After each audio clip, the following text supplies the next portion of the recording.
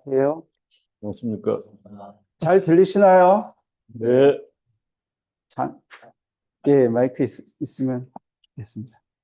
아직 잠이 덜 깬 우리 형제 자매들이 있는 것 같아서 조금 걱정은 됩니다. 네. 네. 하나님께서 여러분과 저를 말씀의 자리에 초대하셨습니다. 우리가 온 곳은 우리의 지혜나 우리의 어떤 능력이나 우리의 어떤 자의적인 의지로 이곳에 왔다기보다는 하나님께서 모든 것을 주관하는 가운데 우리를 인도하신 것으로 믿습니다. 아멘. 네. 그래서 이 시간에 하나님께서 이곳에 우리와 함께 하시고 하나님께서 저를 통해 또 준비하게 하신 말씀을 또 이렇게 나누게 하심으로 하나님이 각자에게 성령의 능력을 통해 깨닫게 하시고 또 때로는 책망도 하시고 제가 책망의 말은 안 하지만 성령께서 자책하게 하시는 말씀도 여러분에게 주실 줄로 믿습니다. 또 우리의 생각과 우리의 사상, 우리의 고정적인 그 판단 능력, 그까지도 말씀의 진리의 말씀의 능력으로 교정하실 줄 믿습니다. 제가 말씀을 전하지만 저 자체도 그렇게 역사하실 줄 또한 믿는 것입니다. 개혁교회 전통 속에 성경 말씀이 하나님 말씀이지만 또한 스위스 신앙고백에 보면 설교 말씀을 통해 역사하시는 그 말씀, 설교 말씀 자체도 하나님 말씀이라는 그런 말씀이 있습니다. 그런 교리가 있는데 그거는 풀어서 해석하자면 여기서 설교자가 선포하는 이 말씀이 각자에게 하나님의 말씀으로 이해되고 또 받아들여지기 때문에 성령께서 함께 하시기 때문에 그 교리가 성립하는 줄로 믿습니다. 그렇기 때문에 우리는 간절히 사모하는 것이죠. 이 생동감 있는 이 시간을 기대하는 것이죠. 저도 마찬가지입니다. 함께 집중해 보시기 바랍니다. 네, 오늘 요한복음 4장에 아주 유명한 사마리아 우물가의 여인과 예수님의 만남이라는 그 이야기를 통해서 우리에게 전달되는 하나님의 말씀, 특히 예배라는 주제로 우리에게 말씀하시는 그 내용을 살펴보고자 합니다. 하나님은 영이시니 예배하는 자가 영과 진리로, 옛날 번역으로는 신령과 진정으로 번역이 됐는데 헬라어로는 엔 푸노이마티, 그러니까 영 안에서, 그리고 알레테이에 진리 안에서 예배할지니라 그랬어요. 그러니까 예배의 주체는 성령이세요. 성령께서 우리를 감싸시고 우리 모임을 또한 감싸시고 이 속에서 하나님의 생명의 말씀, 능력의 말씀, 진리의 말씀이 여러분에게 에스겔 말씀처럼 생수가 공급되듯이 그렇게 강물이 흘러나가는 그런 역사가 있을 줄 믿습니다. 성령께서 인도하시고 또 진리의 말씀을 통해서 하나님께 예배해야 된다. 자, 우리 예배에 대해서 제가 먼저 말씀드릴 게 있는데 지금 유인물로 나간 여기 인쇄물하고 제가 이제 말씀드리는 거하고는 차이가 있을 수 있어요. 그걸 감안하시고 필기구를 가지신 분은 부족한 거는 쓰시고 또 다른 거는 이렇게 그으시고 빠지는 것도 이렇게 그으세요. 제가 이 파일을 작성 파일을 좀 열흘 전에 보냈는데 그 사이에 좀 수정한 게 있어요. 그래서 감안하시기 바랍니다. 자, 예배에 대해서 우리가 종종 이런 말을 듣습니다. 마음이 진실하고 정성이 특출하면 하나님께서 기뻐하지 않겠는가? 예배에서 진실한 마음, 깨끗한 마음 중요하죠. 하나님을 깨끗하게 진실하게 믿는 그 마음 참 중요합니다. 또한 하나님께 드리는 정성, 달리 말해서 열심, 이것도 예배에서 중요합니다. 하지만 성경은 예배와 관계해서 우리에게 좀 더 깊고 중요한 질문을 던집니다. 자, 하나님을 예배하는 방식은 누가 정하는가? 예배하는 사람이 그러면 알고 있어야 하는 진리의 내용은 무엇인가? 개혁교회 전통은 이 질문에 분명히 답해왔습니다. 예배는 사람이 자의적으로 만들어낸 종교 행위가 아니라 하나님께서 스스로 규정하신 내용에 따라 드려져야 한다는 것입니다. 이것이 바로 오늘 우리가 살펴볼 예배 규정 원리입니다. 여기서 우리는 두 가지 중요한 신약과 구약의 하나님 말씀에 귀를 기울여 합니다. 에베소서 말씀이고 구약은 출애굽기 20장 1절에서 11절 말씀입니다. 자, 먼저 예배 규정 원리는 간단히 말해 다음과 같습니다. 공예배에서 허용되는 요소 순서들 있죠. 성경에 의해 명령되었거나 필연적으로 도출될 수 있는 것만 가능하다는 것입니다. 개혁교회에서 이렇게 예배 규정 원리를 이야기하고 있는데요. 그 당시 교회가 공교회라고 하는 교회가 너무나 이런 내용 이외에 미신적이고 어떤 인간적인, 인위적인, 자의적인 내용의 요소들을 예배에 가지고 와서 자행했기 때문에 하나님께서 이런 부분을 개혁하라고 종교개혁자들에게 말씀하셨기 때문에 이것이 개혁된 내용인데요. 이런 원리가 종종 오해되곤 합니다. 예배 규정 원리는 예배를 엄격하게 만들기 위한 규칙이나 개인의 신앙생활 전반을 통제하려는 원리처럼 느껴진다 이렇게 생각할 수 있는데 그렇지 않습니다.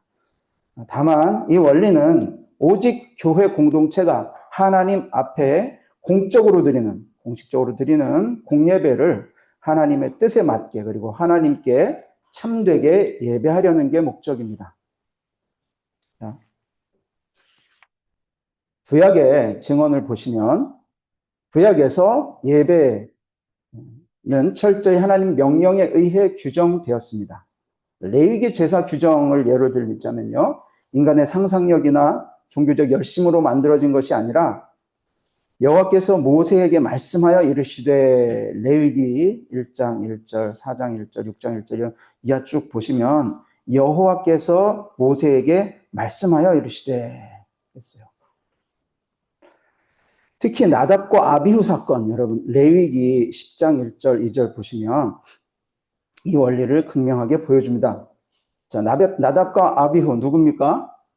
아론의 자녀들이죠. 그들은 제사장이었고 나름 열심도 있었습니다. 그러나 하나님께서 명령하시지 않은 다른 불을 드렸을 때 즉각적인 심판이 임했습니다. 사망이죠. 좀 무서웠어요. 이건 역사 속에서 일회적으로 있었던 사건이에요. 그만큼 엄중하게 하나님이 기록을 통해 남기시기 위해서 그렇게 예를 든 겁니다. 자, 문제는 그러니까 그들의 동기가 아니라 예배 방식의 어떤 자의성, 자기 열심에 있었던 것입니다. 자, 이와 비슷한 사례로 여러분이 잘 아시는 우사 이야기가 있습니다. 우사 이야기를 읽을 때마다 고개를 갸웃하게 되죠. 우사는 잘한 건데 우사가 왜 죽었을까? 왜 그에게 심판이 임했을까?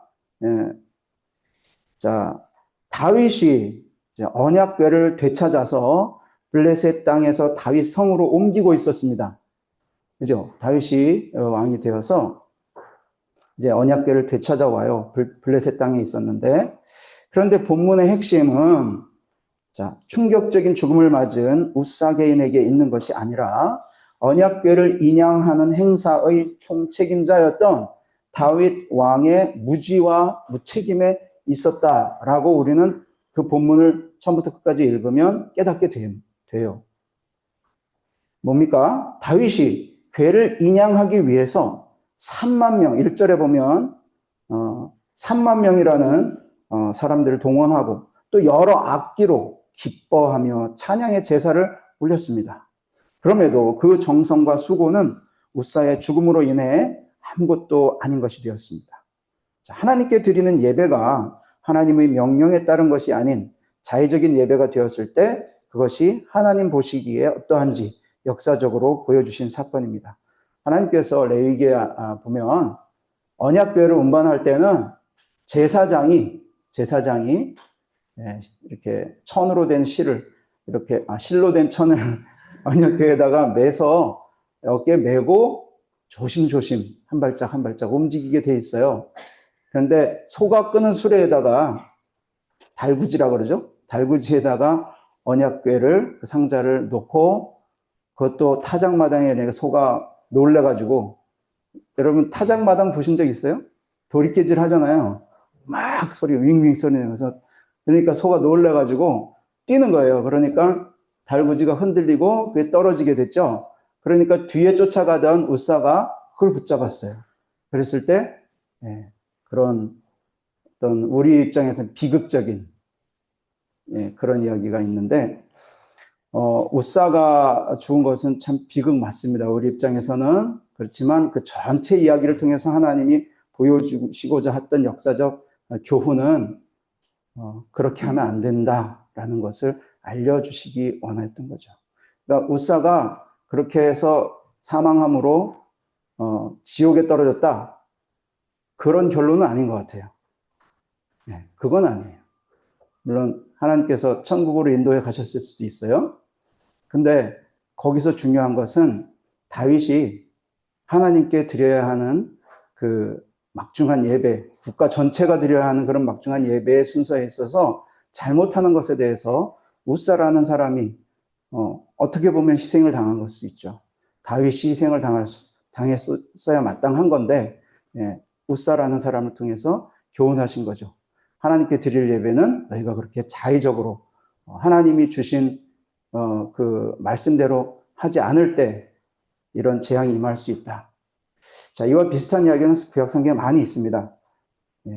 그 성경을 읽으실 때 참고하시면 좋을 것 같아요. 그래서 신명기 12장 32절에 보시면 하나님 이렇게 말씀하십니다. 내가 너희에게 명령하는 이 모든 말을 너희는 지켜 행하고 그것에 가감하지 말지니라. 이건 율법의 말씀을 통틀어서 하시는 말씀이지만 그 율법에서도 중요한 하나님께 대한 예배의 말씀, 그것에도 적용된다고 볼 수 있습니다. 자, 신약으로 넘어가 보겠습니다. 신약에 와서 이 원리는 폐기된 것이 아니다. 오히려 더 깊어집니다. 예수님은 요한복음 4장에서 사마리아 여인, 즉 수가성에서 만났던 우물가에서 만났던 여인에게 이렇게 말씀하시죠. 아버지께 참되게 예배하는 자들은 영과 진리로 예배할 때가 오나니. 하나님은 영이시니 예배하는 자가 영과 진리로 예배할지니라. 영과 진리로 예배할지니라. 자, 이 산에서도 아니고 그리심산이죠. 그 사마리아 여인이, 지금 사마리아는 북이스라엘에 속하고, 그리고 그리심산, 그 중에서도 수가성, 세겜이라고도 어떤 학자는 얘기하는데 그 비슷한 동네예요. 수가성에 야곱의 우물, 야곱이 팠던 우물, 그 우물에서 지금도 가면 있습니다.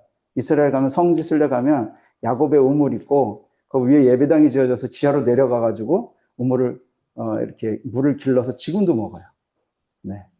그 야곱의 우물에서 말씀하시죠. 이 산에서도 말고 그리심산.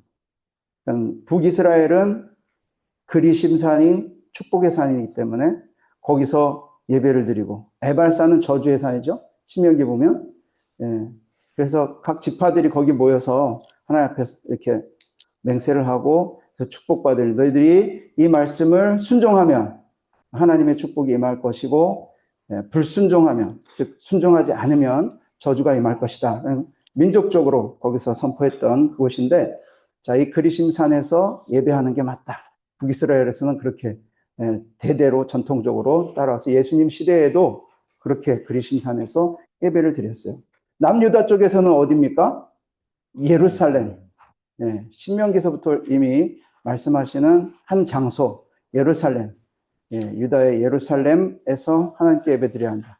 근데 예수님 말씀하시는 거는 장소, 그 장소가 아니라 하나님께 참되게 예배하는 때가 오는데 그때는 영과 진리로 예배할 거다. 좀 전혀 다른 말씀 같은데 지금 그 말씀을 한번 살펴보겠습니다. 이 말씀에서 볼 때 어떤 장소가 중요하지 않기 때문에 자유방임적인 예배를 의미한다고 할 수 있다고 생각하지만 그렇지 않습니다. 자, 영과 진리는 성령의 인도와 하나님의 계시된 말씀이라는 객관적 기준을 가리키죠. 사마리아와 유다 사람들은 그 당시에 예수님 당시에 둘 다 종교의 열심이었습니다. 그러니까 종교와 일상, 예배와 일상이 늘 연속선상에 있었어요. 예, 일상의 삶에 있어서 하나님께 늘 기도하고 말씀을 낭독하고 아침에 낭독하는 말씀, 또 그런 어떤 종교와 예배와 일상이 항상 하나였습니다. 그래서 늘 하나님께 예배를 드리는데 북이스라엘, 남유다 간의 예배 장소가 달랐습니다. 예배 방법도 달랐죠. 자, 사마리아 여인이 예배 장소와 관계해서 오늘 질문했던 것은 그 당시 흔히 보일 수 있는 보편적인 질문이었습니다. 이 물음에 답하셨던 내용의 핵심은 하나님께 예배하는 방법이 갖춰야 하는 내적인 요소에 관한 겁니다. 외적인 것보다도 내적인 요소, 즉 성령의 인도하심과 하나님을 아는 지식입니다. 자, 이런 예배와 관계해서 오늘 우리가 읽었던 10계명, 1계명에서 4계명, 출애굽기 20장 1절부터 11절의 말씀이 우리에게 유익한 교훈을 줍니다. 칼빈 선생님께서 기독교 강요 제2권에서 이 내용들을 잘 정리해 주셨어요. 그래서 제가 오늘 그것을 약간 각색해가지고 여러분께 소개하고자 합니다. 자, 제1계명 무엇이죠? 10계명의 1계명의 4계명인데 1계명 너희는 나 외에 다른 신들을 내게 두지 말라. 자, 이게 우리 10계명의 1계명, 4계명은 돌판, 오른쪽 돌판인데, 대신 이제 하나님께 지켜야 하는 어떤 도덕적 계명이라고 우리가 생각해 왔는데, 그 10계명은요, 칼빈이 이야기하기를, 칼빈 선생님은 하나님께 드려야 할 예배의 중요한 요소들을 요약해 놓은 거예요. 단순히 도덕법이라든가 율법, 그걸 넘어서서 하나님께 예배 드릴 것에 대한 그 내용을 담고 있어요. 그래서 1계명은 참 하나님만을 섬기라. 예배의 기초, 토대를 이야기하고 있습니다.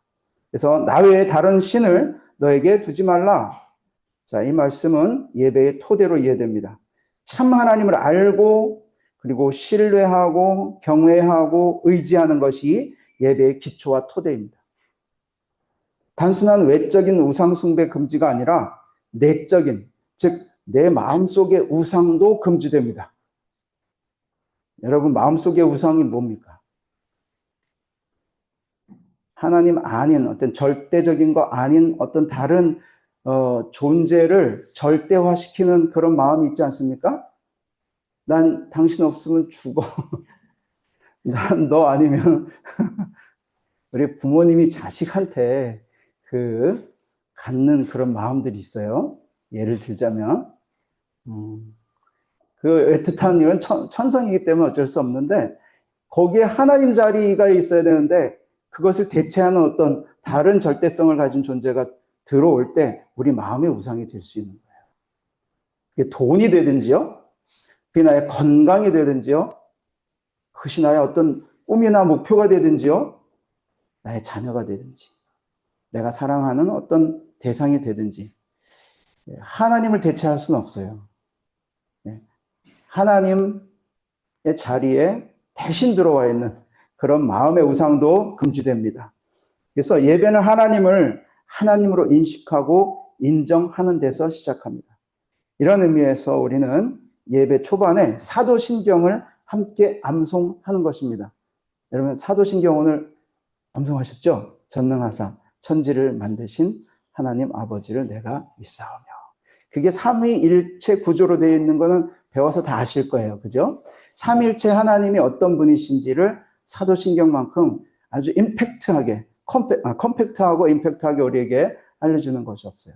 사도신경을 먼저 암송하는 것은, 우리가 예배하는 하나님은 이런 분이야 라고 공적으로 선포하는 거죠. 거기서 이단들이 들어올 수가 없어요. 이단들이 예수 그리스도는 성육신하신 분인데 그 당시 예수님을 영의 천사의 모습으로 왔던 하나님이라고 이야기했던 그런 이단, 영지주의 이단 중에서 그러죠. 그런 자들이 함께 예배할 때 그렇게 할 수 없죠. 그죠? 자기들.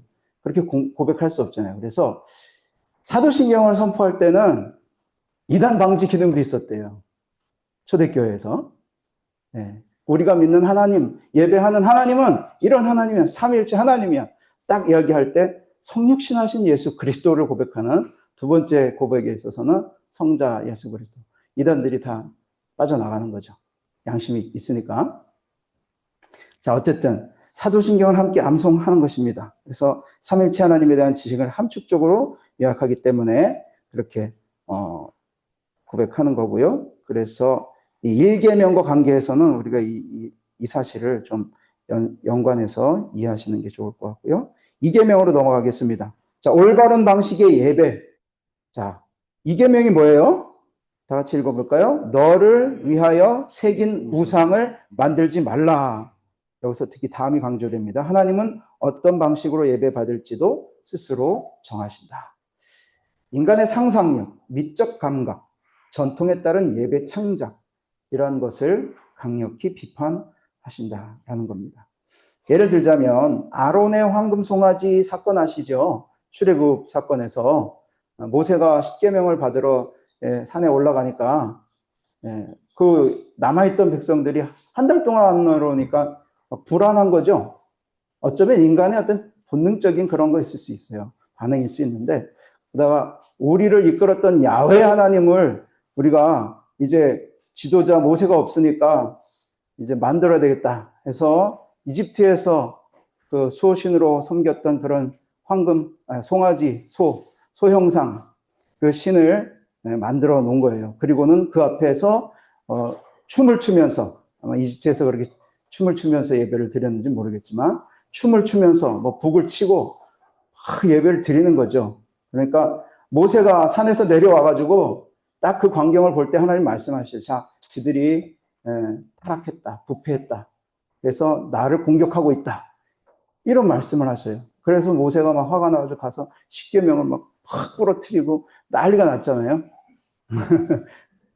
예배하는 거를 형상을 만들어 놓고 하지 말라고 십계명에 지금 두 번째 계명에 말씀하고 계신데 이 사람들이 지금 그렇게 하고 있는 거예요. 근데 얘들은 열심을 가지고 한 거죠. 자의적으로 한 거죠. 근데 하나님 그거 아니다.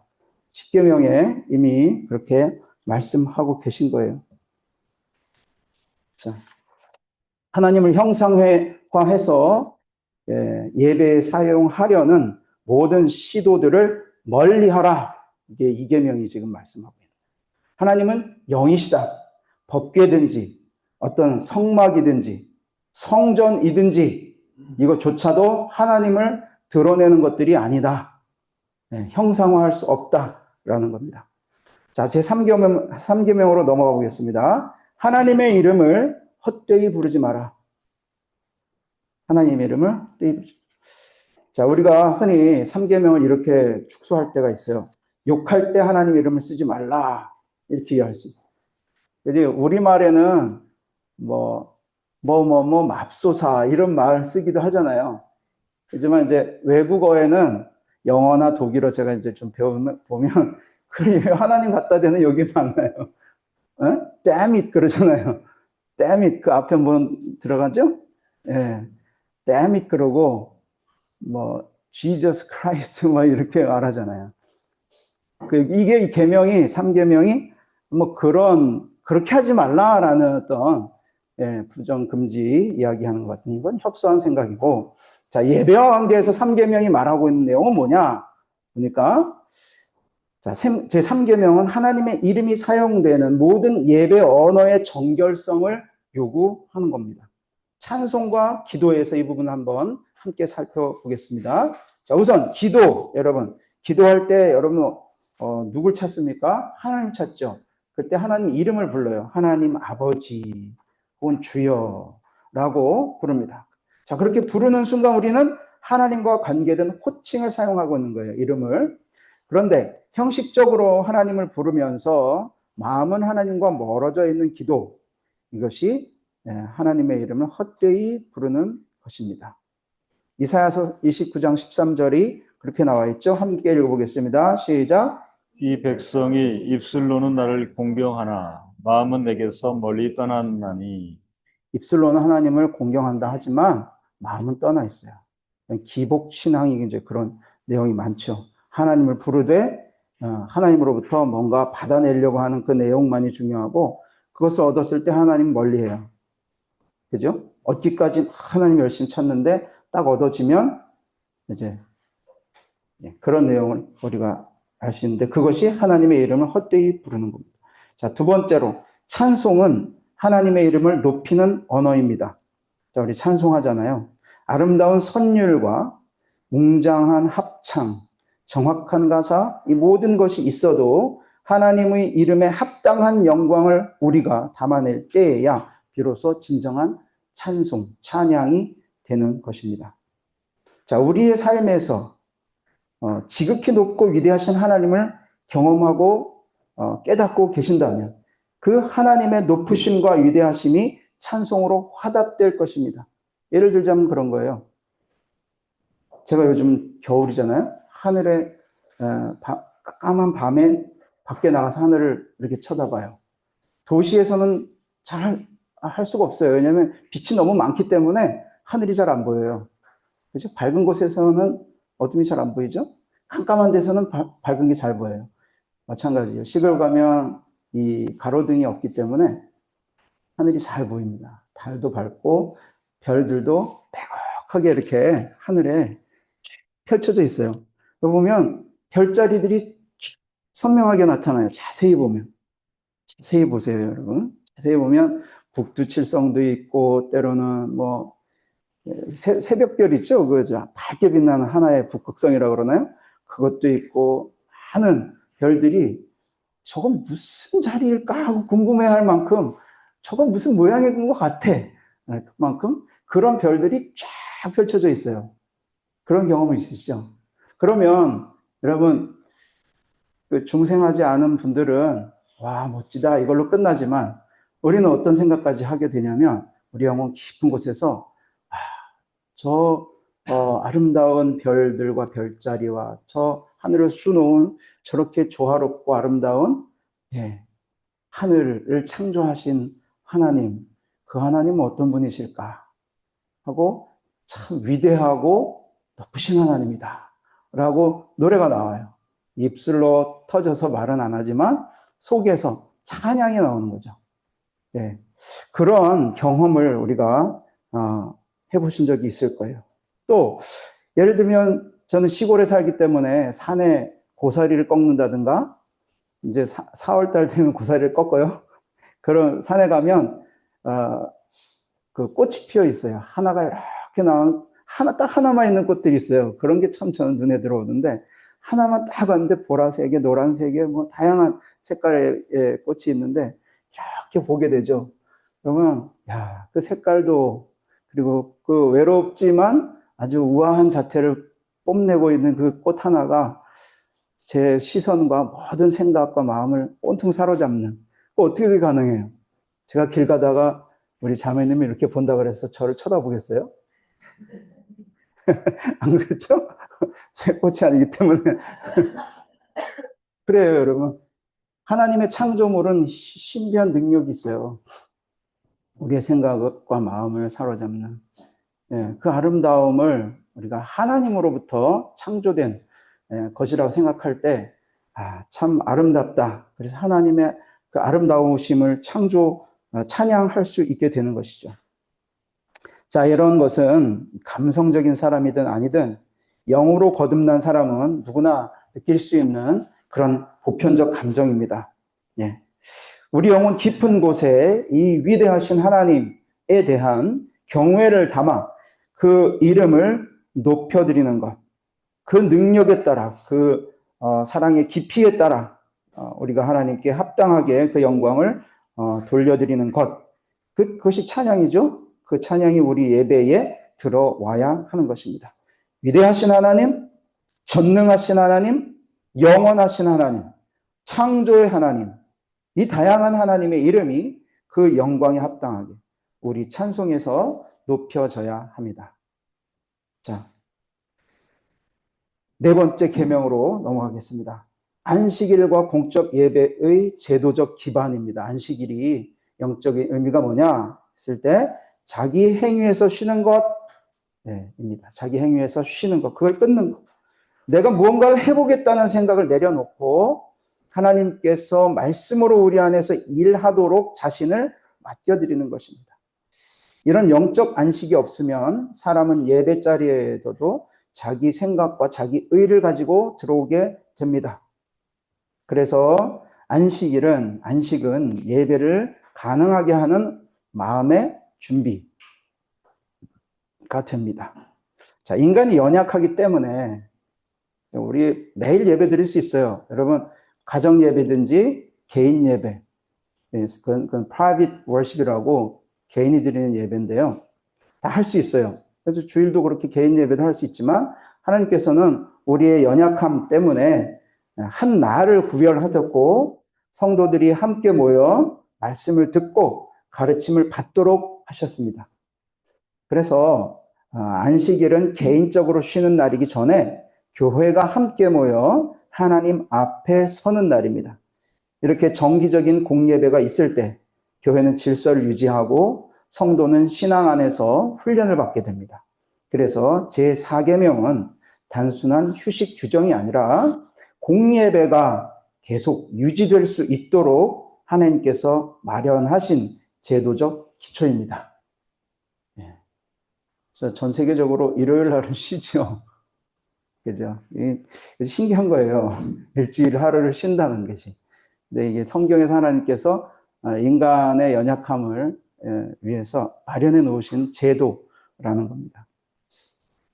자, 이러한 성경적 토대 위에서 종교개혁자들은 예배를 개혁하였고 이 사상은 개혁 신학 전통에서 더욱 정교해졌고 결국 웨스트민스터 신앙 고백서 21장에서 교리적으로 확정됩니다. 여러분, 웨스트민스터 신앙 고백서 다 가지고 계시죠? 네, 없으셔도 괜찮아요. 그 인터넷 들어가면 다 있거든요. 그래서 인터넷으로 찾아보실 수도 있어요. 21장을 제가 여기다 넣었어야 되는데 깜빡했습니다. 네, 종이도 아껴야 되고 하니까 여러분 휴대폰 가지고 있으니까 찾아보시면 21장 그 내용들이 잘 정리가 되어 있어요.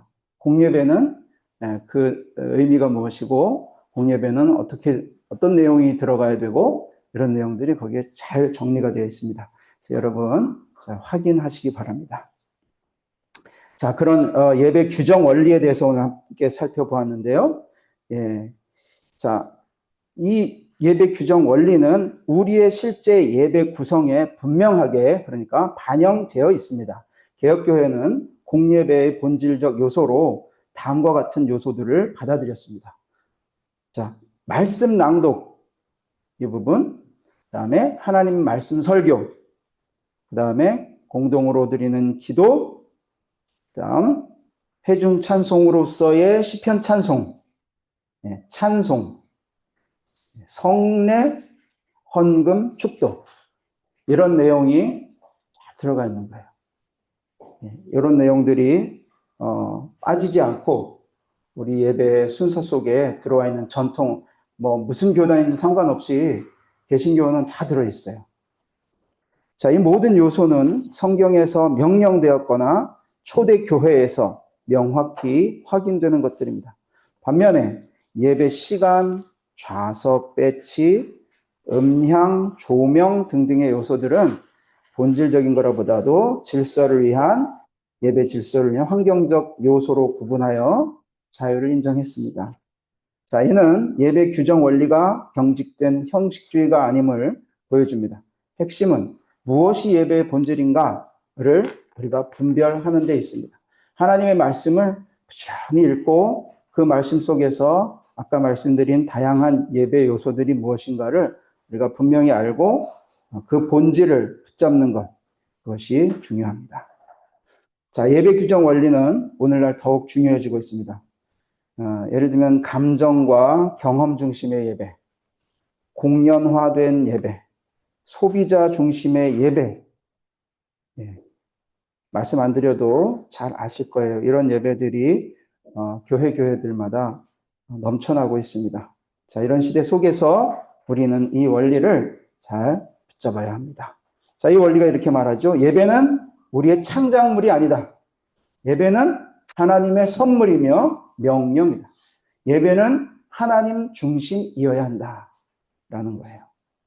히브리서 12장 28절을 함께 읽겠습니다. 시작. 그러므로 우리가 흔들리지 않는 나라를 받았은즉 은혜를 받자. 이로 말미암아 경건함과 두려움으로 하나님을 기쁘시게 섬길지니. 예배와 관련된 말씀이죠. 자, 나가는 말씀입니다. 자, 예배 규정 원리는 단순한 전통이나 교회 정치 문제가 아니죠. 이것은 하나님을 하나님되게 모시는가에 대한 신앙 고백입니다. 요약하면 이렇습니다. 하나님을 예배하는 방식조차 하나님이 정하신다. 이 고백이 우리의 예배를 지키고 교회를 지키며 다음 세대에 참된 예배를 전수하게 하는 것입니다. 참된 예배는 그 이름에 합당한 영광을 돌려드리는 것입니다. 그 이름이 무엇입니까? 하나님을 아는 지식, 그분의 사랑을 아는 것, 거룩을 아는 것, 공의를 아는 것, 하나님의 사랑, 그 넓이와 깊이와 높이와 길이를 아는 만큼 우리 예배가 달라질 것입니다.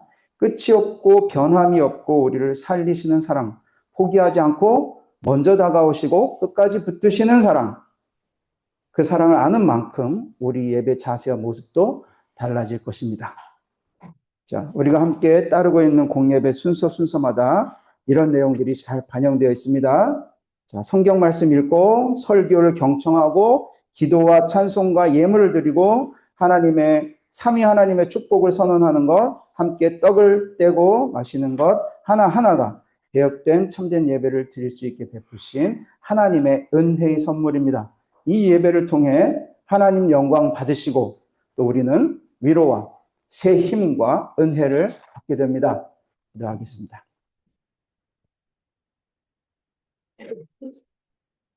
하나님 아버지, 오늘도 우리가 성경을 통해서 하나님 명령하신 예배의 내용들을 살펴보았습니다. 우리의 진정성과 우리의 간절함도 중요하지만 하나님께서 원하는 방식대로 예배하는 것, 우리의 진정성과 간절함이 높은 만큼 하나님께서 우리에게 계시하신 예배의 내용과 방법들을 우리가 잘 알고 하나님께서 기뻐하시는 방식대로 예배하는 것을 잊지 않게 하옵소서. 예수님 이름으로 기도합니다. 아멘.